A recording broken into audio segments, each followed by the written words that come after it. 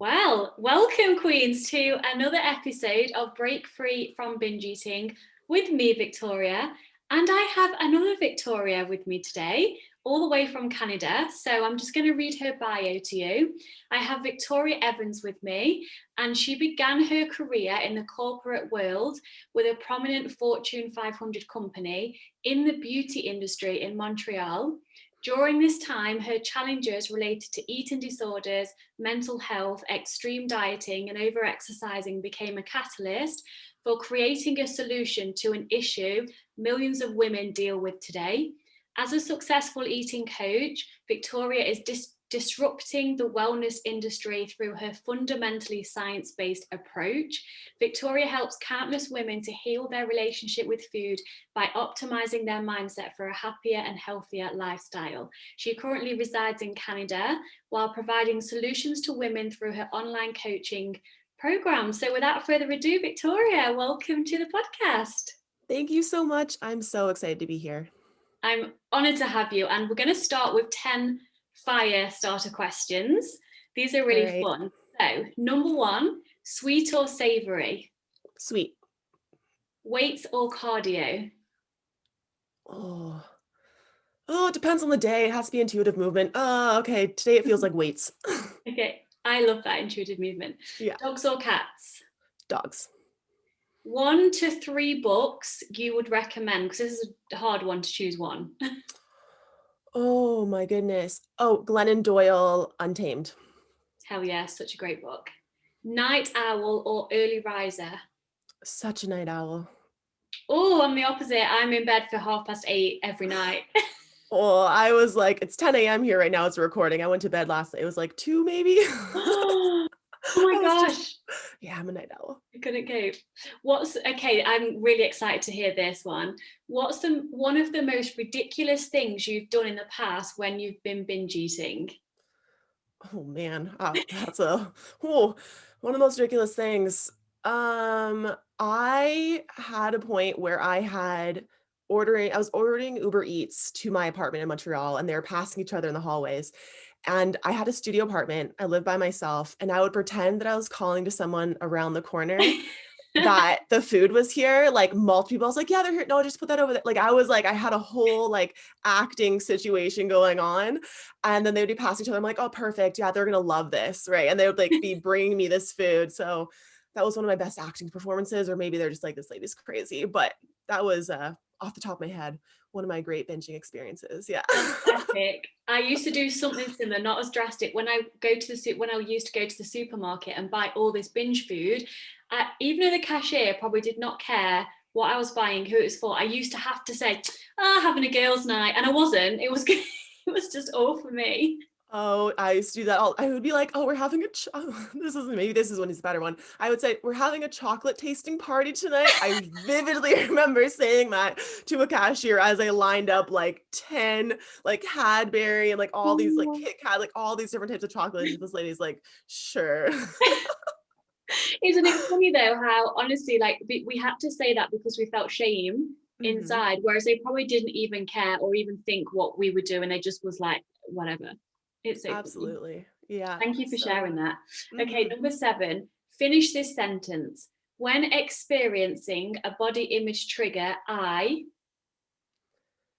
Take a deep breath, ground myself, and reframe it.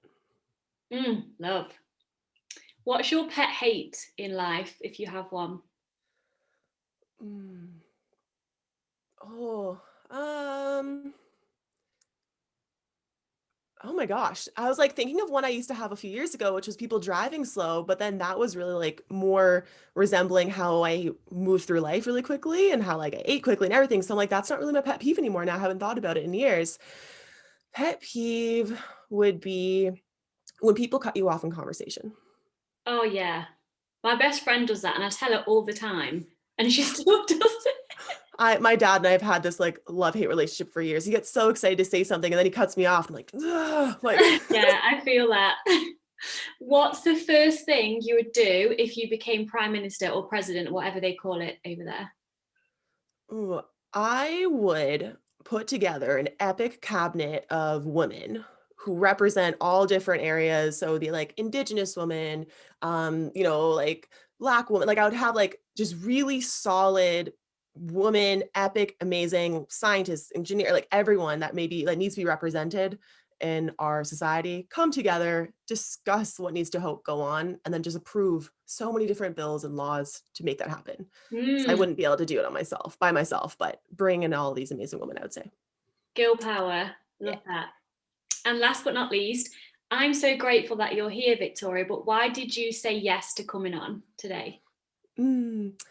I love to share my story because I did not hear my story when I was going through these struggles. And when we talk about it, and like we were saying before, so much of it is shame around binge eating. And when we hear someone's gone through it and they've come out the other side and they can talk about their story and what they've learned, I think that's so empowering. So I love to share it. Yeah, that leads me so nicely onto my first question, which actually reads, I believe that hearing someone else's story can heal and help others so much. So would you be able to share like how you are where you are today and a little bit about your journey, please? Yeah. So I can't remember a time where I didn't struggle with food. Like I was, the kid who hid the cookie dough and would eat it. And it was really just such a place of comfort for me, especially when I didn't necessarily have the skills to cope with my big emotions, right? So my parents had a book growing up called How to Parent Your Spirited Child. I had a lot of emotions, I had a lot of energy, and I didn't know where to put that. And so food became this channel for me. And so often we really hate on food, but for most of my life, it really was this comfort and this best friend to me when I didn't necessarily have the resources available to me to give myself what I actually needed. Mm, And so, yeah, that kind of struggled. I was also very athletic though. So despite eating a lot of food and having larger portions all the time, it was kind of balanced out with being very athletic. Um, but I still had this kind of idea, like if I just lose weight, then I'll be happy, mm, right? That kind of idea that we get into our heads. And so, especially around 12, 13, I started to really struggle with depression, anxiety, like really, really quite intensely. And again, this idea, like if I was just skinny, then things would be, would work out, then I would be happy. And that narrative continued through high school when I was again really struggling with mental health, right up until university where still an athlete. I was playing NCAA volleyball in the States on scholarship, which was awesome and terrible at the same time because it was very body focused. mm, And my eating, maybe had been somewhat controlled while I was living at home, my parents buying the food, felt all of a sudden it was chaotic. So I was able to drive to the Walmart and get like all these different foods and just eat all of it. And I remember like sitting in my bed in my dorm, like just surrounded by all my food on my bed. And I felt safe and I felt mm, comforted and I felt excited. And that was the only part of my day where I felt those things. The mm. rest of the day, I felt so out of place. And though I went to the States to play volleyball because I was the best player on my team in the area. And then all of a sudden, when you're there and everyone is the best, you're no longer the best. And so my identity was, being shattered. I didn't, again, all these big emotions channeling into food. And so I really, really struggled. And so then after graduation, I moved to Montreal, started working at this very prominent beauty company and basically very kind of vogue there, very like beautiful, thin. And so again, this idea of like, if I just lose weight, then I'll fit in, then I'll be loved, then everything will be wonderful. And so I was like, I'm going to do it once and for all. I've been kind of going on and off all these different diets for so many years. My Pinterest board was like all these like inspirational quotes of like, these random different things. I look back, I'm like, oh, it's so cringy. Nothing tastes as good as skinny feels, all that Oh, kind of stuff, right? And so, yeah, I bought this online like Instagram. She was a fitness competitor. She was like a bikini model. I bought her 12-week weight loss guaranteed program. She was like millions of followers and went all in on this program. And I messaged her first few days in because I'm like, I feel really dizzy. Like, I feel like I'm not getting enough food. Like, I don't know what's happening. She's like, oh no, that's totally normal. Your stomach is shrinking. Just drink more black coffee and intermittent fast. So I oh was like, dear. oh, red flag. But I'm like, also, you have millions of followers. So like, you must know what you're doing, right? This kind of blind trust equals, like followers, all that kind of thing. Mm, So started losing a ton of weight. I was already athletic, adding in all these kind of crazy workouts, super restrictive food, began losing a ton of weight. By the end of it, I'd lost about 80 pounds and I became her poster child of her program all over her social media. Look at Victoria, like my before and after photos. She looks amazing, blah, blah, blah. And all of a sudden I was getting this attention and I was being seen for the first time in my life. And so it was this very kind of confusing thing where I was in this body that I'd always dreamed of, getting attention that I'd always wanted, but I'd never been unhealthier or unhappier. Mm. Right. And so there I was. And so at this point, my, super restrictive eating, it started to turn to binge eating, of course, because our body's fighting back. Self-sabotage is self-protection. And so there I was binge eating, but I was so afraid of gaining weight, this really turned to bulimia. Mm. So this was this horrific cycle. I'd eat nothing all day long. I would work out twice a day, and then I would be coming home at night, binging on all this food, and then purging all of it, and spending like hundreds and hundreds of dollars on food, like even like per night, because I Mm. was not eating anything, but I was just continuously buying it, right? Never full. And so that kind of continued on, and basically got to this point where one day I was running up a mountain at 3 a.m. because I'd had an extra handful of trail mix and I was too afraid that it wasn't going to be L out of my stomach. So I was standing on the top of the mountain after a 30-kilometer run. The sun was just rising over the city of Montreal.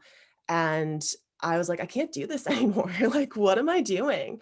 There's never going to be enough weight loss that I'm going to be happy. I'm miserable.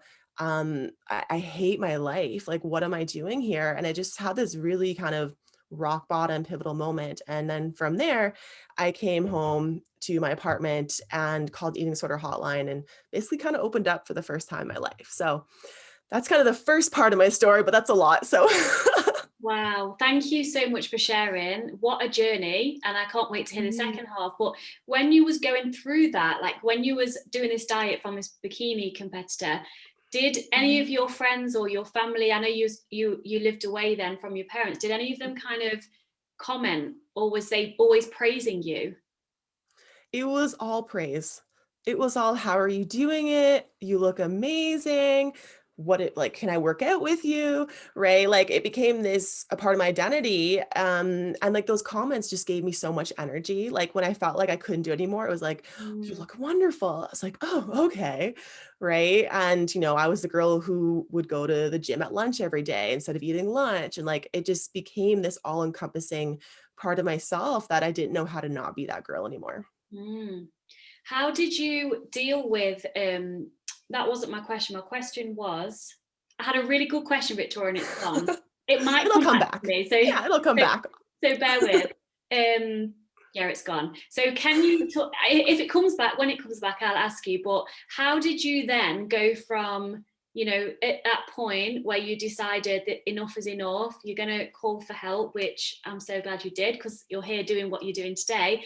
What happened after that then? What made you help others? Yeah, so that was kind of the kick off my recovery journey. And again, so important to talk about it and kind of offload it, right? Shame thrives in shame and secrecy, and we shed light on it, all of a sudden we start to heal. And so it was that first kind of part into my healing journey. And I started to go to, counseling and therapy and all of these things specifically for eating disorders. But the thing that would happen is that I would go to these sessions like on my lunch hour, I'd take the subway over, go and bring up all of this stuff and then just leave. And I was like, what do I Mm. do with all this emotion? Like, I haven't learned how to cope with it since I was a child. Like, nothing has changed here, but all of a sudden now you're telling me not to use food. Yeah. Right. So it was like going through emotional surgery without having food as an anesthetic, is what I always say. Wow. Um, Yeah. and so I felt very raw, very vulnerable. And I actually started to get worse for a little bit because I felt like I was just kind of rehashing the same stories. I knew a lot of insight about where my issues were coming from, but I was unable to have any kind of a transformation. And Mm. so I really had to take kind of matters into my own hands. And I started to do a lot of research on what is bulimia? Why do we develop binge eating? Why am I so obsessed with my body? Why do I have so much body dysmorphia? Like all these different questions. And I went really deep into the science. So I was reading like, different scientific papers. I was listening to different audiobooks, different doctors' talks, everything. And all of a sudden, I started to kind of compile this information. If you would have seen my apartment at this time, it looked like a crazy person lived there because there's papers everywhere and like sticky notes and arrows and everything. But ultimately, unknowingly, kind of created this program that ultimately saved my own life. And it was really based on the education, which I believe alleviates shame and creates empowerment. Again, and then as well as lots of tools because in terms of how our brain works, if we want to change our habits, want to change our behaviors, our state of being, we have to be consistently firing on new neural pathways. So going once a week to talk about something, I wasn't consistently doing it enough that I was actually making any kind of a change. And so I kind of developed all these interesting little science-based tools that would use my own biology with the work, the education that I was learning. And all of a sudden, I was starting to make these big strides. And then from there, I was like, oh, wow, this is really cool. No one's doing it this way. No one's talking about this. So I started talking about it online and kind of sharing my story. And then from there, people kind of messaged me like, maybe you could help me with this, gave me some tips, all of that, which then led to me doing some beta clients. So people testing out my program for free. And then from there, I quit my corporate job, started doing it full time. It's been going amazingly well. And then I moved to Bali for 2 years. And now I'm back and I'm still doing it online now. Wow, that's amazing. Yeah. I'm curious, more of a question for myself. Mhm. When you was at the therapy, did they ask you or kind of tell you not to use food as comfort? Like, how did they navigate that, knowing that restriction is the cause of binge eating, or didn't they know that? Yeah, so they knew that I had to be eating more food. Like that was definitely very apparent that I was eating some days like under 1,000 calories, but then also purging it. So it was just not. My hair was falling out. Also, period is a mess. So there was definitely a side of you need to be eating more food, right? But also it wasn't necessarily that was kind of the end all be all of it. Just you need to eat more food, and now let's kind of talk about how things are going. It wasn't necessarily like you're restricting and therefore that's why you're binging. Like there wasn't that Mm. clear line. It's just you need more food. And my brain won't, well, then I'll gain weight. I Yeah. remember them telling me like, well, the difference between you gaining 10 pounds, and being like the difference was you gaining 10 pounds and being happy. Would you do it? And I said, I'd rather die. Like that's where I was at. Mhm. Um, and so, yeah, there was very much a disconnect between the information they were telling me, which could have been really helpful, right? But because I didn't understand why I was doing it, why Mm. it would be helpful, I didn't implement it. And that's what I love when I work with clients. It's like, I'm not just going to give you different tools. I'm going to explain why we do it and why it works. And you're like, oh, okay, now I'll do it. But if you just tell me to do something and I have no kind of understanding of why it would work or why it's for me, then it's very difficult to implement. Oh, I love that. I bet your program is so chock full of value. It is. I'm so proud of it, really. I'm launching a course right now, because I can take on even more women because my one-on-one is sold out. So I'm just so excited. Yeah. Oh, I'm so happy for you. The more of us doing this work in the world, the better. I have a Yes. great Thank you. question next. If you could time travel back to any age of your younger self, what age would you go back to and what would you say to her now? Mm. Oh, I'm gonna get emotional even thinking about this because every time I do, um, when I was 16 on my 16th birthday, I tried to take my own life because I was so unhappy. And I remember thinking like the world is going to be a better place without me. And this is kind of I'm doing this and it's going to help other people because I'm not going to be such a burden, all those kind of things. And if I could go back and talk to her and really just tell her like you're going to grow up and all of your pain is going to become your superpower. Mm. All of those, all of those cuts, all these wounds that you've had, those scars are going to be like these battle wounds that you're going to be able to talk about to other people and inspire other people and help them create change in your own life. So all of this pain you're going through, it's not for nothing, right? It's creating you, it's molding you, it's shaping you, and you're going to become an incredible, inspirational woman. And you're going to be so proud that you are going to be there to do so. Wow, you are such an inspiration. I feel that. I love the battle wound analogy. Mhm. I Thank love you. that. Thank you for sharing that. Yeah. So good. Mhm.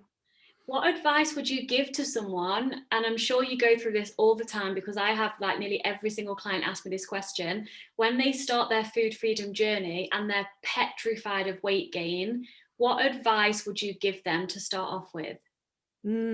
Such a great question because I think obviously why we're so steeped into diet culture, even struggling with binging, is because we're restricting because we want to kind of um, change our weight and like shrink ourselves, right? And so what I always talk to clients about is that the fact that whenever we say we want to lose weight, that actually means something completely different. Hmm. Right? It's like almost like you have like a microphone, it's like auto-tuned to become something else or something. It's like that's not what actually you're saying. What you're saying is you want to feel loved, you want to feel connected, you want to feel seen and heard and worthy.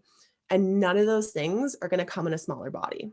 Mm. But I can guarantee that the pursuit of a smaller body will prevent you from ever achieving those things. Mm. Yes, so freaking powerful. I believe that society, the people that don't know us for who we are, I believe we do. I mean, you've experienced it for yourself and me too. Like, we get so much shallow external validation, but that's Mhm. not the same as true belonging and connection and love. And I think I used to confuse the two. So I used to, want men to want to sleep with me. Even though I was happy with my boyfriend, I used to want women to wish they were me, even though I genuinely love all women and I wouldn't want to be better than them. It's such a kind of messed up intertwined thing that we're sold to every single day. It Mhm. really helped me when I got clear exactly what you said, Victoria. That doesn't mean this. And what do you choose? Do you choose this and then have your life this way, or do you choose that? Like, it was Mhm. obvious to me when I got clear on what I was actually doing and why. Exactly as you said, the why is so freaking powerful. Yeah, absolutely. And so often we don't take the second to kind of ask ourselves those questions because no one tells us to, Yeah. right? We're told to, go on this diet or that diet or whatever. And no one goes like, wait, why have you all been trying to go on the same different kind of diets with different names for the past however many years? And it's not working, right? And it's not happening. And it's really just keeps women, I take such a feminist approach to this, like in their place, quote unquote, and like small and stuck. Like if we're all worrying about how many almonds we've had for lunch, of course we're not going to go into the boardroom and lean in and deliver a powerful meeting. Of course we're not going to ask for the raise if all we're doing is trying to put our what we've eaten that day into my fitness pal, Mm. right? It's robbing women of the ability to show up fully in their lives when all we're doing is worrying about these little things that we don't need to be worrying about. Yes, which was fed to us, pardon the pun, like Hmm. throughout history to keep us small. I mean, that's a whole nother conversation altogether. I know you know this stuff. But Hmm. when we start to educate ourselves on why, the beauty industry and the diet industry is like it is, it kind of can make you really angry. Hmm. And then when I understood, I was like rebelling against all of that diet culture, and I still rebel. And I'm the rebellion for all women that want to follow my rebellion and to love themselves and just eat whatever the hell they want when they want. So, Hmm. my next question for you, Victoria, is some of my listeners might not understand or know what weight set point theory is. What are your views on that? And can you speak to that? Yeah, absolutely. So this is something that I thought was total garbage when I first started intuitive eating. I was like, this is ridiculous. Like, of course, if you eat, eat whatever you want, your weight is just going to take off and it's never going to stop. And then you die alone. Like, that was how my brain would just like completely escalate on that situation. When in reality, everyone's body has a set point, which basically means our body has an idea of the weight it wants to be at in order for it to be its happiest and its healthiest. This is usually described as more of a set point range. So it'll fluctuate between 10, 15 pounds, to kind of depending on the season we're at in our life. But basically, our body, our brain is going to basically work. So changing our metabolism, our hypothalamus, which basically kind of controls all this kind of stuff, kind of like the thermostat of our body. It's going to change our metabolism. It's going to change our ghrelin, our leptin, our hunger and our fullness cues, our desire to move, all those kind of things. It's kind of trying to keep you within this range. And so if you start intuitive eating, and you're below your set point, you might gain a little weight in order for your body to feel happy and healthy. Yeah. If you're above your set point, you might lose weight. Again, that's not guaranteed, right? Weight loss might be a byproduct of intuitive eating. It's never the goal, the objective, maybe even just still stay the same, right? But the point is that eating intuitively restores that set point. And that's the place when you feel good, your body feels awesome. Of course, there's going to be some limiting beliefs that you have to shift around what it maybe means to not have the goal weight or the weight you imagined yourself in, but Mm. rather than to embrace the weight that your body wants to be in. Yes, because health is not a size or a weight. Health is Mm. all of the other biomarkers that we can all strive towards without even having weight loss as a goal. And I love what you said. It can be a byproduct of striving towards health, learning how to eat intuitively, all of those things. But when we make it the goal, that's when problems Yeah, arise. absolutely. When someone's practicing intuitive eating, what guidance would you give them if they were to say, my body wants the soup or the salad, but my mind wants a chocolate cake? Help. Mm, yeah. So this is a great question. One of the first things you want to do is, again, I always say this, take a deep breath, right? So often we're living, again, I teach very scientifically in that kind of sympathetic state, which is that fight or flight mode, right? So from that part, we're not actually able to access our prefrontal cortex, which is the most developed, future thinking, rational part of our brain. So when we're in that kind of fight or flight mode, we're feeling very chaotic.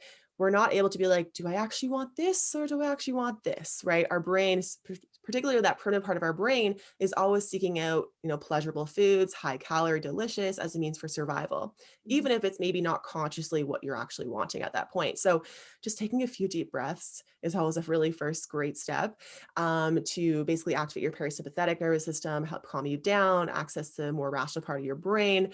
And then from there, it's getting curious, right? It's not so much what you want to eat, but more why and how. That's what I always say. So, why do I want to eat this? Well, it's because I'm trying to avoid some kind of emotional thing right now. Or why do I want to eat this? Because I'm so hungry. I didn't eat all day long. So of course I'm going to be gravitating towards higher calorie, maybe less nutrient dense foods because my brain wants calories, energy. Or is it why? Because I simply want the taste of it. Right. So like asking yourself those kind of questions, and then how do I want to eat it? Well, do I want to be eating it over the kitchen sink super quickly, very chaotically, out of control? Or do I want to be sitting down and slowly eating it? Again, in that parasympathetic rest, digest, and heal kind of that state, right? So those are the questions I like to ask and get kind of curious around it because there's no good or bad food. It's more just kind of checking how and why. I love that. Address, so reframe it from not what, it's why and how. Yeah. I love that. I'm trying to think of the author, but I can't think of her name. It's one of the authors of the intuitive eating books, and she says, Mm. if you're going to eat from the refrigerator, you may as well pull up a chair. Yeah. I love that. That's so true. It's exactly. And even, I remember reading something early on where it's like, if you're going to binge, enjoy the binge, like really like sit down and like savor each bite because all of a sudden it's getting out of that chaotic kind of mindset and it's like tuning in and eating in a different way, changing the association you have with food. And so, yeah, I totally hear you.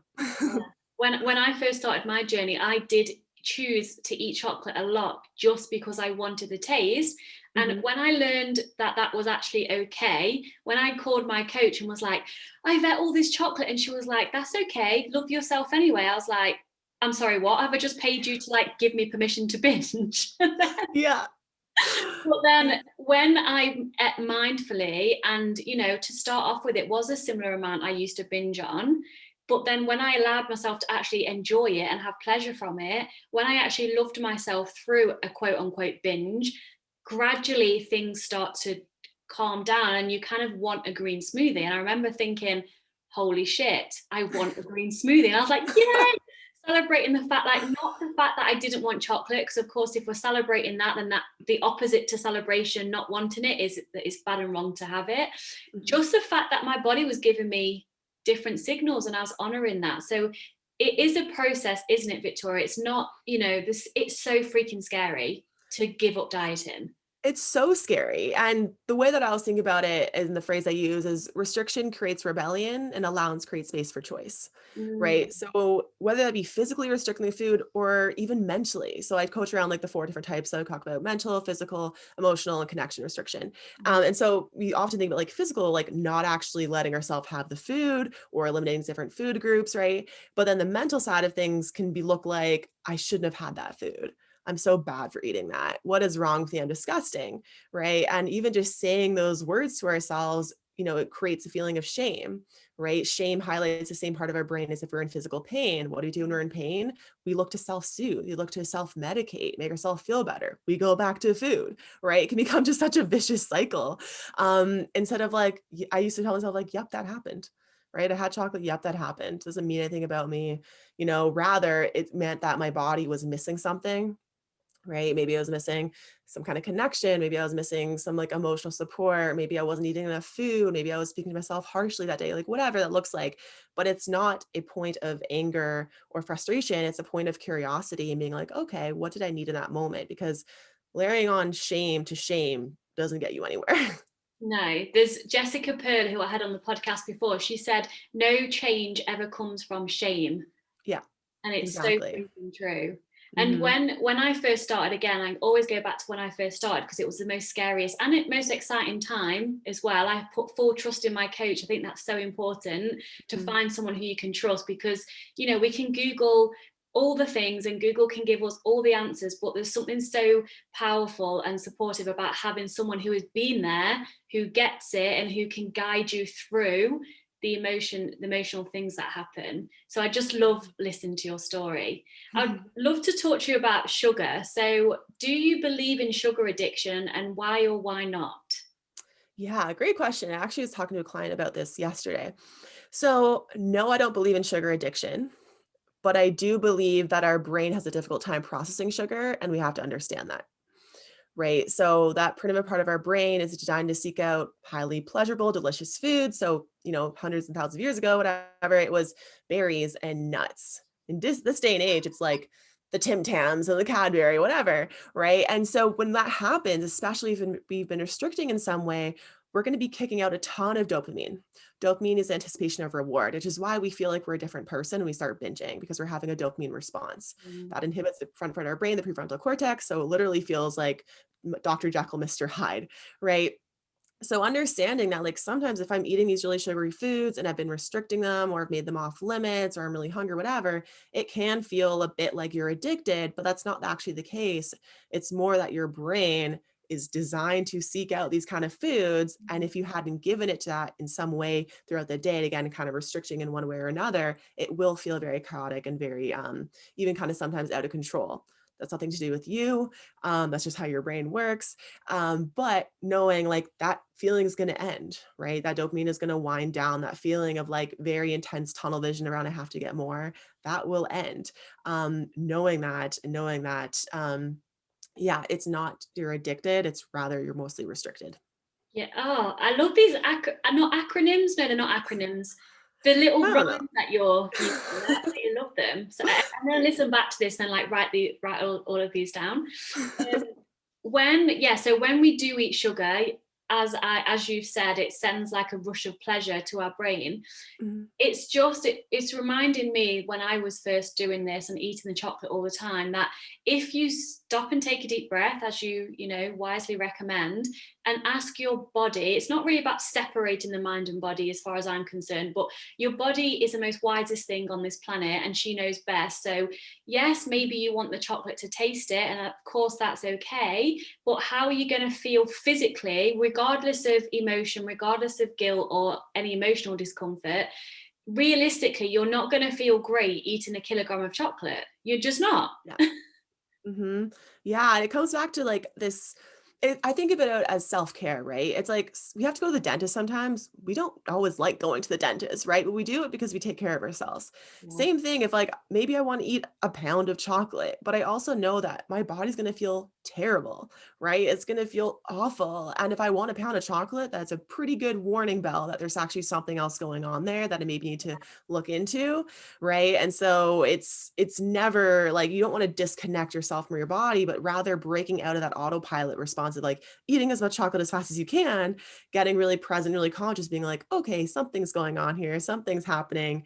What do I actually need? And again, not having it from a place of shame, but rather a place of curiosity. Yeah. And it's nut butters. A lot of binge eaters either eat peanut butter or Nutella out of the jar. Nutella was my thing. I literally used to get a big jar, put it in the microwave, and actually drink it, the whole jar. No. Yeah. But that Oh. is a sign. If people are binging on nut butter, especially, that's a sign that they're not eating enough food in Mhm. general. And I think Yeah. it so often happens that we don't know what our hunger actually feels like. We're so used to following a plan and to ignoring our body's cues that we think hunger has to be literally stomach growling, starving, and then no wonder you feel like you can't ever choose a more nutritious choice because you're actually really hungry and we don't realize that. Yeah. Funny story on the peanut butter. So that used to be like one of my biggest binge foods would be peanut butter. And I remember that I'd come home for the weekend one time to visit my mom, and she had peanut butter at the house. And I got I'm like, how could you possibly have this here? Like, because at this point, it wasn't out of the bag that I was bulimic and struggling. It was just that Victoria is a crazy diet lady. And so I was like, how can you have this here? Like, I don't want this peanut butter here. Like, I'm going to eat it all. And mom's like, oh, okay, okay. She hides it in her room, right? And then my dog went up into her room, found the peanut butter, and ate it all over her white bedspread. Oh no. Did she think it was you? No, she knew it was the dog, but she's like, I'm gonna kill you. Like, why can't I keep peanut butter in the house? It's a normal thing. And I remember being like, you don't get me. Like, it's the whole thing. But anyways, the peanut butter, the saga. Yeah. And now it's like, I literally have the peanut butter. I don't even have like, I have three different kinds, like the natural, the Skippies, the Jiffy, whatever. And it's just so chill, but it's like, it's because I'm eating enough now and I'm like nourishing my body and taking care of it. Whereas before it was just, no wonder it was chaotic. Yeah. It's incredible, isn't it? I used to get angry at my mum if she Yeah. suggested for me to go to a cake for a coffee and cake on a Wednesday. I'd be like, how dare you ask me? It's not a cheat day. Like I was angry at my mum for spending time together. Oh, yeah. I remember my mom came to visit me in Montreal and we went out for breakfast and she ordered waffles. And she had, the lady was like, would you like some whipped cream on it? And I was like, yeah, and I was all excited. And I looked at her as if she was insane. I was like, are Yeah. you kidding me? Like I actually recorded a podcast with her like a couple of years ago about this, about like, what it looked like to support me through this. And she was like, it was the craziest thing. She was like, you just a flip switch and you were so mad at me and so angry. I didn't know what happened. And like, you become a different person. It's really wild. Yeah, sure. Do you use gentle nutrition with your clients when navigating health? And how does that look like for someone that doesn't understand what that means? Yeah, so I'm not someone who's like, I'm not a nutritionist, I'm not a dietitian. So the way I approach food is really bringing it back to our mindset around it. The woman that I work with, they tend to come from a more, I want to say kind of more of an orthorexic, so like obsession with healthy eating kind of a background, more so than anything, which means that the work that we usually do tends to be kind of incorporating other different foods and kind of creating a larger kind of scope, right? Mm. So with that work, it's usually what I use like a, more of a crowding out technique in terms of adding in different types of food with the foods you already feel safe around. And understanding like if we're not eating enough food throughout the day, right, that is going to lead to those kind of binge responses. So in terms of like gentle nutrition, I don't specifically coach that because the woman and I work with in the conversations obviously we have, we understand kind of what we should be eating, but then we don't understand why we're self-sabotaging. So we kind of fill in the blanks there. Yeah. And it gentle nutrition, in my opinion, it should be done. Well, I don't like the word should. I always correct myself because when I correct my clients, I'm like, I should always correct myself when I'm saying that word. Um, Later on through their journey, their food freedom Mhm. journey, if health is a value of theirs, I'm happy to bring that in. Mhm. But what a lot of clients like to try and do is jump on the bandwagon of nutrition. Yeah. I am a nutritionist, but they try and jump on that a little bit too early. But then of course, they go back to diet mentality, black or white thinking. It's about crowding in. I love that, crowding everything in. If Yeah. someone's wanting to build muscle in the gym, because I'm a personal trainer as well and I love my fitness, they're going to want to eat more protein, but it's not Mhm. about not allowing themselves to have the sugar or the Nutella or whatever. It's how can you actually add in more protein that makes sense to you without it being like a rule or something that you feel if you haven't managed to do it, then you're a failure. It's all about mindset, isn't it? Yeah, that's exactly it. And so that's what I kind of, with my clients, it's like I get you to that baseline of like food is neutral. I have a healthy relationship with food and my body.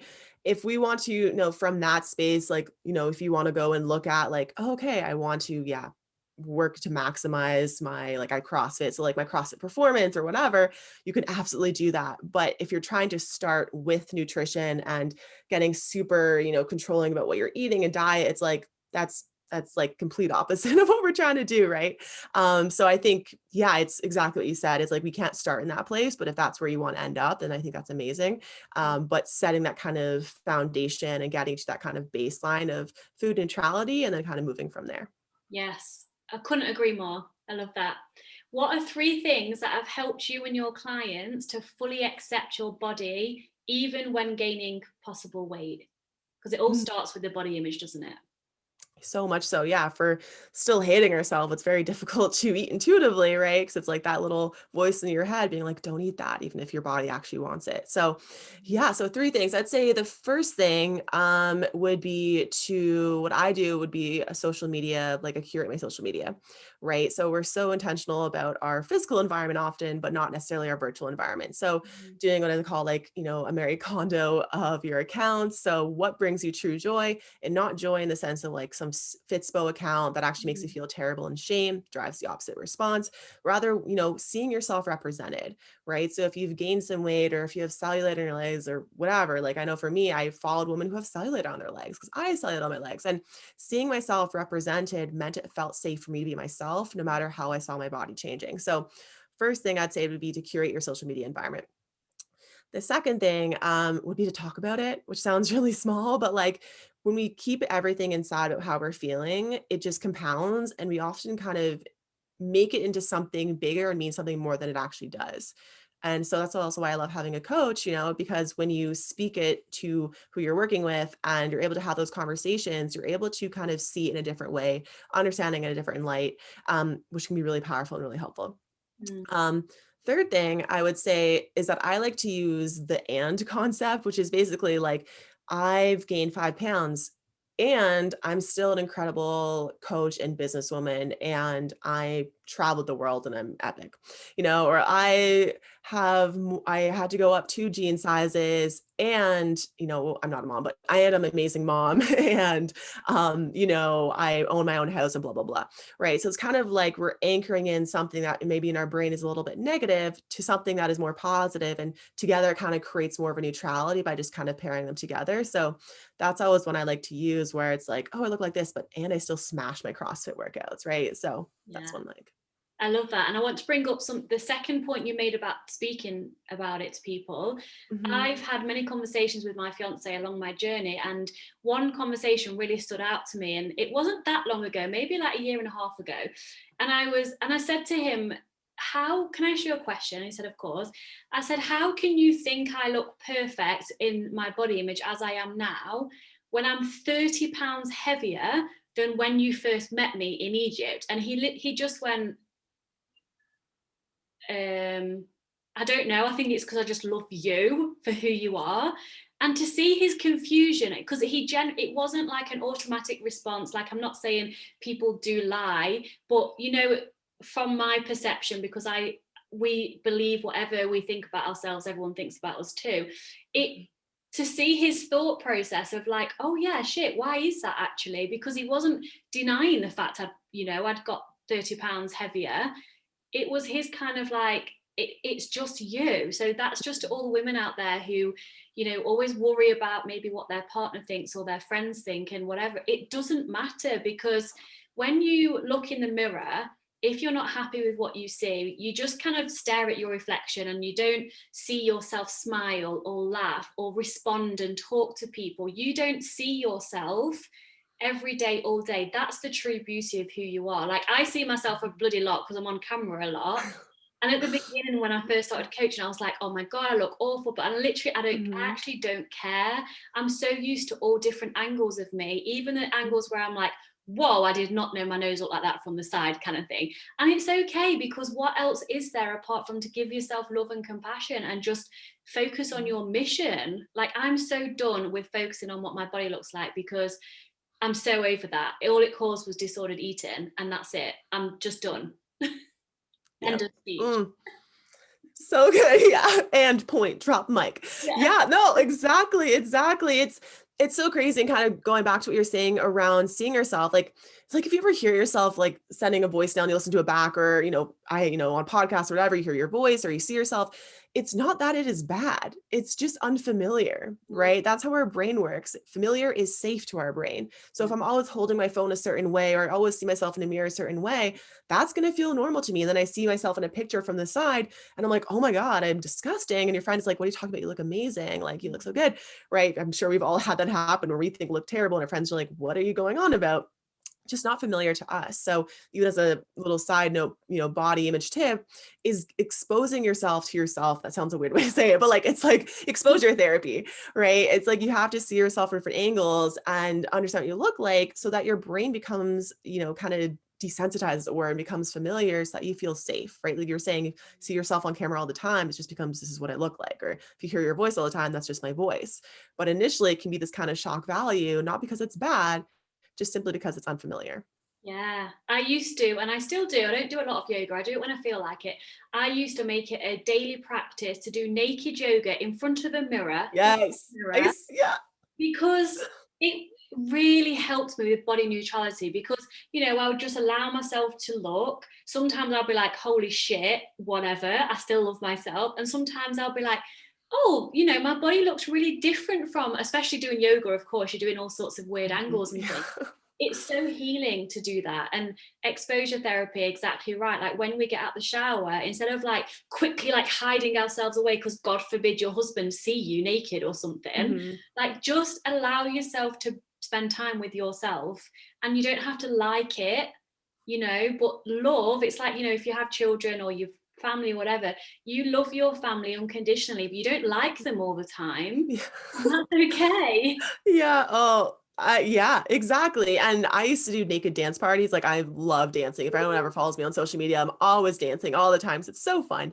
But that's a great way to connect with your body, right? Is to like make yourself an awesome playlist that you love and then just start dancing and moving. Trust me, when you have like a little bit more, like I know like I have more weight on my butt than I did several years ago. Great for dancing. 10 out of 10 would recommend. Totally sex. Do you know, because you've been in Bali, I've just decided that everyone who lives in Bali knows everyone else who's in Bali. Do you know Sophie LePage? Sophie LePage, the name sounds super familiar. Probably know where to see her, to be honest, but Yeah, yeah. she's a woman's, she's a coach. She's like a sexual embodiment coach. Yeah. Okay. Yeah. Yeah. Now you give a frame of reference. Yeah. Okay. Yeah. Yeah, I did I- her group coaching a couple of oh, months ago. cool. It was amazing. And one of the things I took away from that was after my workout every day, I choose a song. So sometimes like this morning, it was like a really kind of femme fire, like kind of sexy Yeah. dance. And I just dance. And then Mhm. sometimes it's like a dance track and I just dance. And there's no mirrors where I work out upstairs purposely.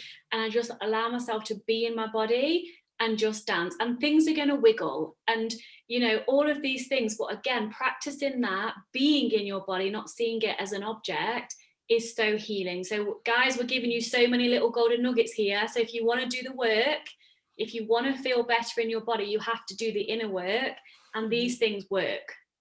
Yeah. 100%. And Absolutely. last question, Victoria, do you believe that self-love is the foundation to everything, including healing your relationship with food? Absolutely. Like without a doubt. And I think the part to get to self love, though, is the stepping stone is self acceptance. Mm-hmm. And I think so often we think that if I accept myself, it means I'm no longer striving to better myself. But that's the opposite. Mm-hmm. It's through accepting yourself that you can actually start to create a path forward to the love of yourself and appreciating yourself in different ways. But if we're constantly trying to hate ourselves to a place that we love, that's not going to work. Nope. Maybe short term with all the diets, and then of course you end up heavier than you did before. We all know that route, which is Yeah. why people are listening here. So Mhm. do you have a new group coaching launching?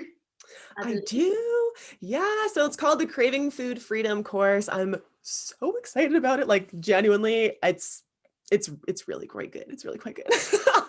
I got the email yesterday, I think it was yesterday, and I love the Yeah. name, freaking love it. Craving Food Freedom. Yeah. I love a good play on words. Yeah, so so how can people follow you? Where can we find you? How can they work with you? I know you said your one-to-one is full. How can they get on a wait list? All the things. Yeah, so I hang out mostly over on Instagram. So that's at Victoria Evans Official. So there has link in my bio there. So you're also welcome. If you're listening to this episode, definitely shoot me a message. Let me know what your takeaways were. But yeah, so right now I'm taking people for the course. So you can welcome to sign up. You can also just head to my website, www.victoriaevansofficial.com.